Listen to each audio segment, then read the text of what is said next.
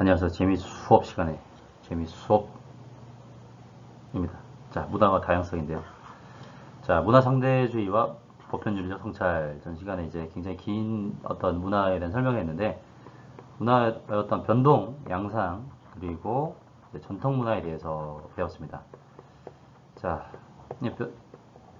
전 변동 양상을 우리가 이제 봤는데 뭐 문화 변동의 어떤 내재적 요인과 외재적 요인을 살펴봤고요. 그래서 뭐 발명, 발견이 있었고, 그리고 외재적 방식으로 전파가 있었습니다. 전파는 또 세 가지로 구분했었죠. 직접, 간접, 자극 전파. 이런 얘기들을 했었습니다. 그래서 이제 문화를 이제 분류를 했고요. 그냥 전통 문화에 대한 자긍심, 이런 것들, 창조적 개성, 이런 얘기들을 했었습니다. 자, 이번 시간 문화의 다양성, 문화 상대주의. 왜 문화의 다양성이 필요하고 문화 상대주의적인 자세를 가져야 되는지 이번 시간 좀 여러분들 어떤 태도, 문화를 바라보는 태도적인 관점, 정의적인 관점이라고 얘기하죠. 이런 부분을 좀 얘기해 보도록 하겠습니다. 자, 문화의 다양성이란 뭐 이런 도입을 시작하고 싶은데요. 여러분 야구 좋아하십니까? 네, 야구에서 홈런 타자가 배트 플립을 합니다. 우리나라에서는 빠따를 던진다 그래서 빠던이라고 얘기하는데 야구에서 타자가 홈런이 짐작되는 타격을 마치고 1루로 출루하면서 야구 방망이를 던지는 행위라고 얘기하죠. 자, 우리나라에는 굉장히 배트 플립을 잘하는 선수들이 많습니다. 특히 대표적으로 황재균 선수 굉장히 잘하죠. 근데 이제 배트 플립이 일반적입니다. 한국, 일본, 대만, 라틴 아메리카, 중남미하고 쿠바를 비롯한. 자, 근데 재밌는 것은 미국과 캐나다의 메이저리그 베이스볼에서는 거의 금지는 하지 않는데 금기시되고 있습니다. 자, 배트플립 하지 않는 것은 아니지만 배트플립 이후에 보복구를 맞는 등 불이익이 돌아오기 때문에 자제를 한다는 거죠. 작년이었나요? 어떤 선수가 홈런 치고 배트플립을 합니다. 뭐 화려하게 한 것도 아닌데 그 다음에 이제 보복구가 들어와서 이 사람이 이제 엉덩이에 맞았나요? 아무튼 보복구가 들어와가지고 이제 그 벤치 클리어링이라고 하죠. 막 그런 사태까지 갔는데 보복구 한번 날라오고 난 다음에 그 사람이 또 타석에 또 들어섰는데 또 홈런 쳤습니다. 어떻게 했을까요? 또 배트플립을 했어요. 그래가지고 사실 우리나라는 좀 이제 뭐라 해야 될까요? 약간 보수적이고 좀 약간 선비처럼 양반처럼 좀 야구를 할 것 같았는데 오히려 자유의 국가인 MLB에서는 이걸 금기시 여기고 있습니다. 근데 이제 국제야구 시합에서는 또 배트플립이 또 허용이 돼요. 예, 미국 선수들이 국제야구에서 홈런 치면 또 배트플립을 합니다. 신기하죠? 이건 각 나라마다 문화가 다르기 때문에 일어나는 해프닝인데 배트플립 허용 여부에 따라서 어떤 나라의 야구 문화가 우월하다, 열등하다라고 얘기할 수 있을까요? 저 나라는 배트플립을 안 하니까 우리보다 열등하네. 우리나라 배트플립 문화를 수출해야 돼라고 얘기를 할 수가 있을까요? 약간 뭔가 좀 문제가 있죠. 이 견해에 대해 약간 문제가 있습니다. 이제 폰트가 여기 안 깔려 있다 보니까 이렇게 글꼴이 나갔는데 일단은 양해해 주시고요. 이거는 이제 문화적으로 봤을 때는 이런 태도는 우리가 지양해야 된다는 거예요. 자, 다른 사례를 한번 들어보겠습니다. 어느 날 공공장소에 여성이 일반적인 청바지를 입고 나타났을 때 경찰이 취할 행동으로 옳은 것은? 자, 어떤 걸까요? 첫 번째, 아무런 문제가 없기 때문에 신경조차 쓰지 않는다. 자, 다급히 달려가 여성을 체포하여 채찍질을 갑니다. 두 번째 사례는 좀 뭔가 어이가 없죠, 여러분들. 근데 이 일이 실제로 일어납니다. 다급히 달려가 여성을 체포하여 채찍질하는 문화가 있습니다. 2010년 수단에서 한 여성이 청바지를 입었다는 이유로 현지 경찰에게 채찍질을 당한 사례가 있었다. 이슬람 문화인데요. 여성 복장 문화에 엄격한 잣대가 있습니다. 식당, 학교, 공공장소에서 남성들과의 접촉 및 대화를 금지하고요. 쇼핑할 때 옷 입어보는 것도 금지입니다. 자, 그래서 보편적 권리인 인간의 존엄성마저 침해받는 이슬람 여성들. 이러한 문화도 우리는 관용적인 자세와 태도로 용인해야 하는 것일까요? 자, 문화를 이해하는 태도. 문화를 이해하는 데 필요한 윤리적 자세와 태도는 과연 무엇일까요? 학습 목표입니다. 문화 다양성의 의미를 이해하고 문화가 다양한 이유를 설명할 수 있다. 2번 문화 상대주의의 필요성에 대해서 설명할 수 있답니다. 그래서 다양성, 이제 상대주의의 필요성, 그 다음에 한계점 살펴볼 거고요. 자, 에스파냐는 시에스타 문화가 있습니다. 이게 뭐냐면 이제 낮잠 문화라는 건데요. 왜냐하면 한낮에 40도가 넘기도 하기 때문에 이 시간에는 상점도 문을 닫고 배달도 하지 않습니다. 자, 대중매체를 통해 알게 되었거나 자신이 직접 경험했던 다른 나라의 독특한 문화가 있다면 말해보자. 뭐가 있을까요? 자, 덴마크 사람들은 휘게라는 문화가 있습니다. 삶의 근심, 걱정들을 내려놓고 아늑한 편안함을 추구하는 휘게 문화인데 어떤 목적을 달성하거나 완벽함을 추구하기보다는 사랑하는 사람들과 좋은 시간을 보내는 것이 진정한 행복이라고 생각하고 이를 추구하는 문화라고 한다. 그래서 사실 덴마크 사람들한테 야근 얘기하면 야근을 왜 하죠? 이렇게 얘기를 많이 합니다. 덴마크 사람들은 이렇게 얘기하는 거죠. 결국 우리가 일을 하는 근본적인 목적은 우리의 생계와 생계가 충족이 되면 사랑하는 사람들과 좋은 시간을 보내는 것이 진정한 행복이라고 생각하기 때문이다라는 거죠. 우리나라에도 좀 휘게 문화에 대해서 좀 더 이제 숙고하고 성찰해보는 이제 문화가 좀 있었으면 좋겠습니다.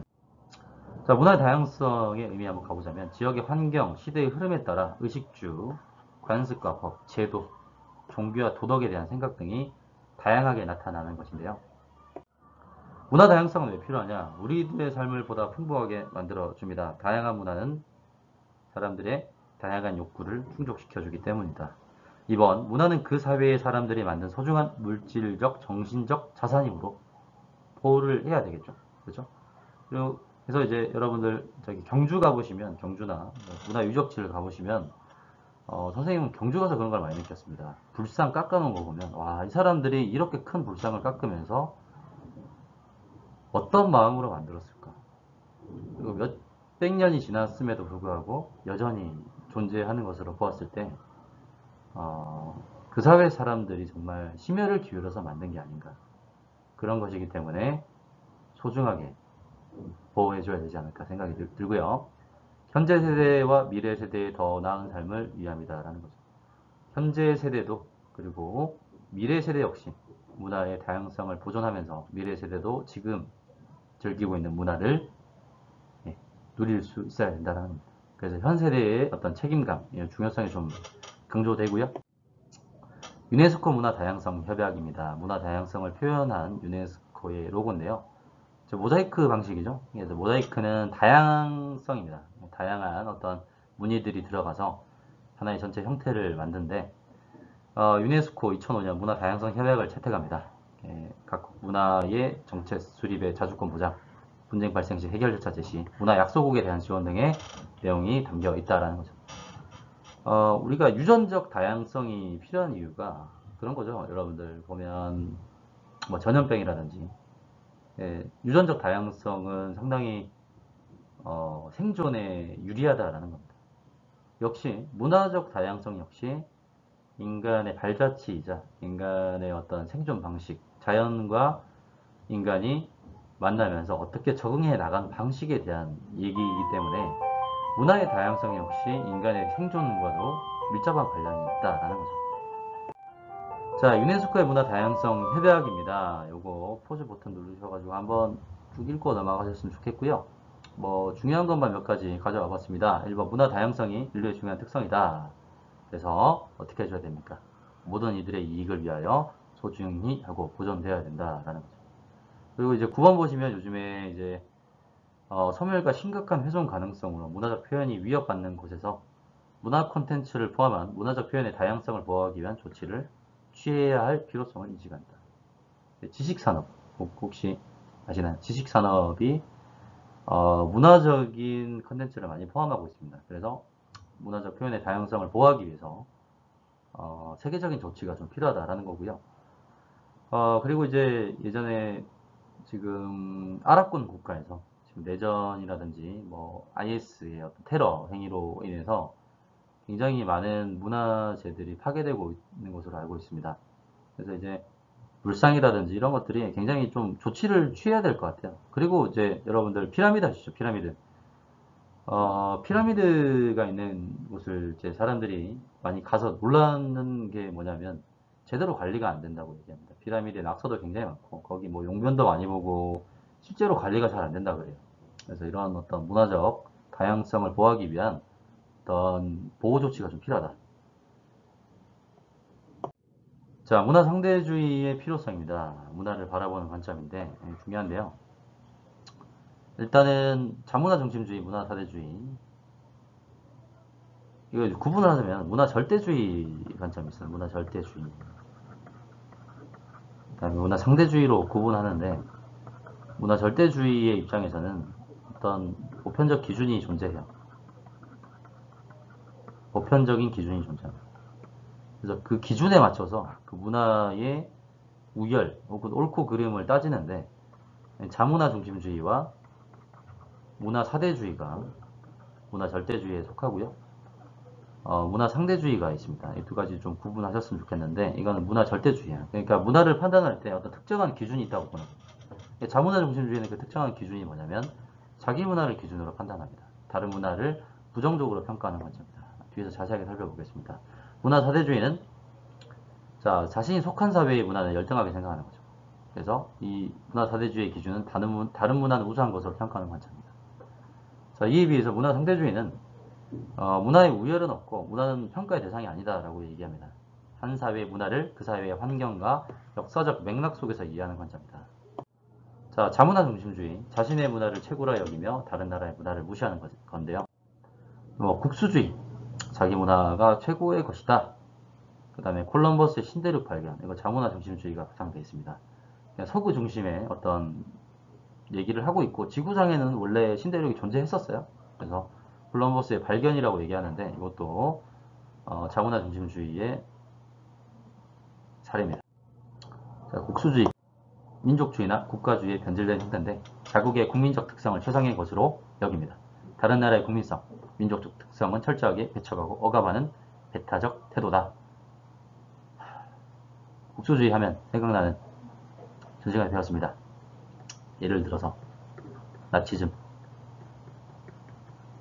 파시즘, 군국주의 사상인데요. 특히 이제 나치즘이 깔고 있는 이제 우생학적 사고.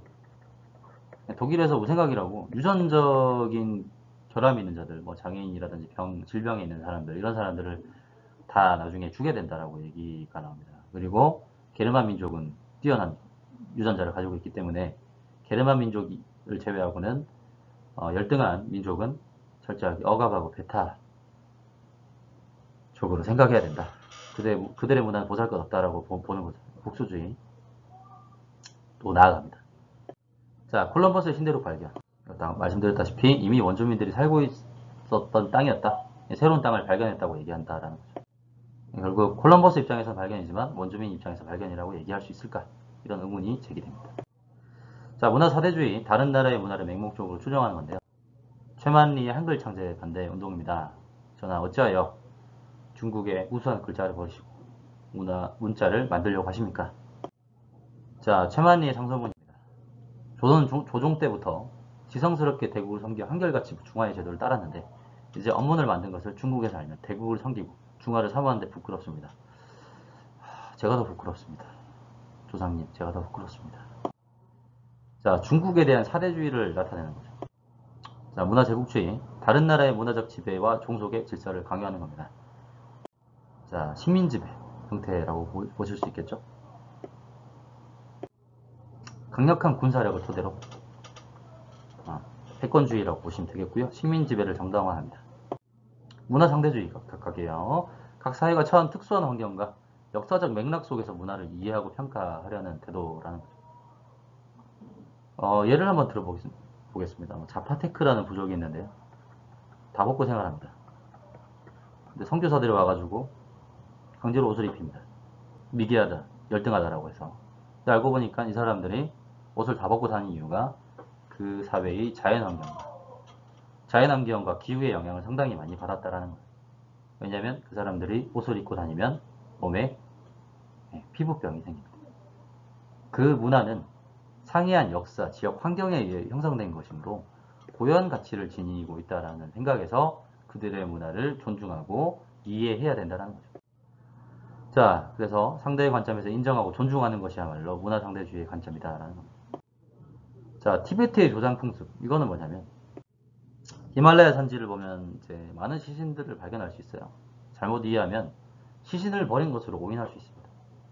근데 이게 문제는 뭐냐면 티베트는 이제 지형이 매장을 하기가 상당히 어려운 험준한 지형으로 되어 있습니다. 그래서 티베트 사람들은 시신으로 배를 채운 새가 하늘을 높이 날면 죽은 사람의 영혼도 하늘을 향한다고 생각하기 때문이죠. 자, 문화상대주의가 필요한 이유. 문화권마다 다양하게 나타나는 관습과 규범 등을 편견 없이 이해할 수 있다는 거죠. 그리고 다른 문화에 대해서 관용적으로 이해할 수 있고요. 자기 문화에 대해서는 겸손한 태도를 갖게 해줍니다. 3번, 과거에 비해 문화 교류가 활발하게 이루어지고 있고요. 오늘날 다른 문화들을 이해하는 데 큰 도움을 제공하고 있다. 자, 214쪽입니다. 모든 별로 하나의 상황을 선택해서 역할극을 한번 시켜보고 싶습니다. 상당히 재밌어요, 여러분들. 예, 발연기 하는 친구들도 있고 굉장히 재밌는데 학교 오시면 한번 시켜보고 싶습니다. 자료 1번, 한국에서는 한국 문화를 따라야죠, 이렇게 얘기를 하고 있는데 뭐 비슷한 말 있죠. 로마에 가면 로마의 법을 따르라 라고 얘기하고 있습니다. 이슬람교도시 금식기간이 되어서 뭐 라마단이죠. 금식기간이 있는데 점심 먹지 않기로 마음 먹었답니다. 근데 이제 같이 일한 동료가 여기 한국이야, 한국 문화에 적응해라 이렇게 얘기를 하면서 금식 문화를 이해할 수 없다며 쓴소리를 했다고 하네요. 자료 2번, 전화 새로운 언어 사용은 아니옵니다. 아까 얘기했던 최만리의 내용인데 이거 한번 읽어보시고요. 자, 1, 2를 선택해서 역할극을 해보세요. 여러분들 그 뭐 지금 혼자 계시니까 모노 드라마처럼 혼자 이제 1인 2역 하셔도 됩니다. 자, 이번 역할극을 통해서 대본 수정도 해보시고요.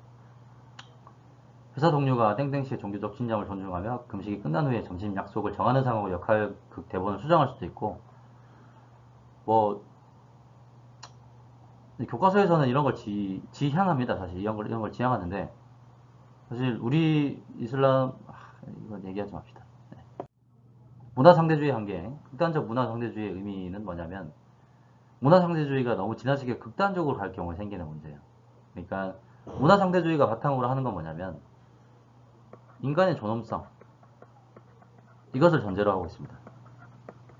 인류가 보편적으로 받아들이는 기준이 인간의 존엄성이다라는 거죠. 받아들이기 어려운 문화 현상까지도 인정해야 한다는 관점인데, 아까 우리가 이제 여성이 청바지 입고 공공장소 나갔는데 매에 맞은 것처럼 이것도 인간의 존엄성을 침해하는 행위이기 때문에 그런 문화까지 우리가 상대주의적 관점에서 이해하고 받아들이는 것은 문제가 있다라는 거죠. 그래서 문화 상대주의 의미는 어려운 문화, 이런 보편적으로 받아들이기 어려운 문화 현상까지 인정해야 된다는 관점입니다. 극단적 문화 상대주의를 용인하는 사람들은 아까 전에 공공장소에서 이제 채찍질을 당한 여성을 뭐 이런 문화까지 인정해야 된다라고 보는 관점이에요. 한계점은 뭐냐? 아까 얘기했지만 살인이나 폭력, 인간의 생명과 존엄을 위협하는 행위도 잘못되었다고 말하기 어렵다라는. 그래서 어떤 게 있냐면 명예살인, 식인풍습 등이 있어요. 명예살인은 정말 이게 좀 집안에 이제 가문의 어떤 명예를 더럽히게 되면 가족들이 죽입니다. 가족들이 그 사람을 죽이는데 주로 명예살인을 많이 당하는 게 이제 여성이고요. 여성이 뭐 다른 남자로부터 강간을 당했다든지 혹은 이슬람에서 얘기하는 과도한 노출을 했을 시에 명예살인을 당한 적이 실제로 이제 최근에도 있고요. 뉴스에도 있습니다. 네. 굉장히 놀랍고요. 식인풍습도 있습니다. 그 사이 환경과 맥락에서 만들어진 문화이므로 비판할 수 없다고 보는 거죠. 극단적 문화 상대주의는. 여러분은 어떻게 생각하십니까? 명예살인과 극단적 문화 상대주의. 이제 아까 방금 말씀드렸다시피 이거는 유튜브 좀 쳐보시면 나옵니다. 그래서 실제로 친오빠에게 명예살인을 당했어요. 법정까지 갔는데 가족의 명예를 위해 한 일이기 때문에 전혀 부끄럽지 않다라고 말하고 있다라는 거죠. 그래서 이슬람 국가들에서는 가문의 명예를 더럽혔다는 이유로 가족이 해당 여성을 살해하는 풍습이 있다. 그래서 이런 어떤 인간의 기본적인 권리를 억압하는 문화 현상까지 존중하는 것은 인류의 보편적인 가치를 훼손하는 것이기 때문에 극단적 문화 상대주의는 이 사회학에서는 바람직한 문화 이해 태도로 볼 수 없다고 얘기를 합니다. 자, 확인학습 1번 갈게요. 그 지역의 환경이나 시대의 흐름에 따라 의식주, 관습과 법 같은 제도, 종교, 도덕에 대한 생각 등이 다양하게 나타나는 것을 문화 다양성이라고 얘기를 하고요. 자, 한 사회의 문화를 그 사회의 환경과 역사적 맥락 속에서 바라보아야 한다. 문화 상대주의. 3번의 1번입니다. 문화 다양성은 현 세대, 미래 세대, 더 나은 삶을 위해 필요하죠. 당연하죠. 2번, 모든 문화를 문화 상대주의 관점에서 인정해야 한다. 아니죠. 그러면 극단적 문화 상대주의로 나아갈 수 있다라는 겁니다. 우리는 지금 배웠기 때문에 문화 상대주의는 인정하되 극단적 문화 상대주의로 나아가는 것은 지양하자, 금하자, 금지하자라고 이제 얘기를 하고 있고요. 3번, 문화 사대주의는 자기 문화가 우수하다고 생각하면서 다른 문화는 부정적으로 평가하는 관점이 아니다. 이거는 이제 뒷부분은 자문화 중심주의죠. 자문화 중심주의. 문화 사대주의는 뭐였어요? 타 문화가 우수하고 자신의 문화는 열등하다라고 이제 인정하는 태도입니다. 자, 오늘 수업 간단하게 이제 마무리하겠습니다. 그래서 오늘 배웠던 거 한번 다 정리를 해보시고요. 그래서 우리가 지향해야 될 문화의 방향성은 무엇인가? 문화 상대주의적 관점에서 문화를 이해할 수 있도록 노력하셔야겠습니다. 자, 다음 시간은 문화를 성찰하는 기준에는 어떤 것이 있을까 배워보도록 하겠습니다. 감사합니다.